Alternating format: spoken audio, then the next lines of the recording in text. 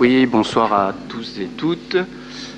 Déjà, je regretterais que cette première décision modificative n'ait pas été présentée en commission budget.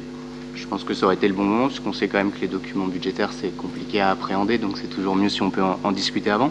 Donc j'ai bien compris l'objet qui me semble d'ailleurs tout à fait raisonnable de cette délibération, qui est en fait de régulariser la fin d'année avec le début d'année et l'année qui vient l'année suivante qui vient.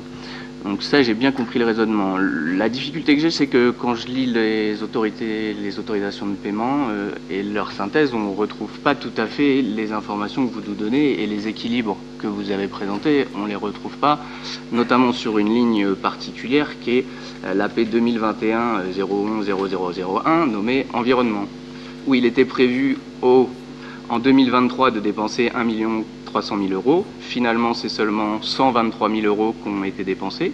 Donc on pourrait imaginer qu'il y aurait 1,2 million du budget 2023 qui aurait été rebasculé vers l'année 2024. Or, ce n'est pas du tout le cas, puisque les crédits de paiement pour 2024 sur cette ligne passent de 230 000 euros à 270 000 euros. Donc on perd sur une année 1 200 000 euros et on en rattrape 40 000 sur l'autre. Donc ça questionne, parce qu'en plus, c'est pas sur n'importe quelle ligne, c'est sur la ligne environnement, celle où, même si, bon, monsieur le maire, vous avez tendance à trouver qu'on est toujours d'accord avec vous, ce que je trouve ça très étonnant. Non, clairement, on n'est pas d'accord avec vous, et notamment sur la politique que vous menez en matière de transition écologique, et que je vois que là, il y a encore 1,5 million qui est économisé, sans que vous nous le disiez en plus.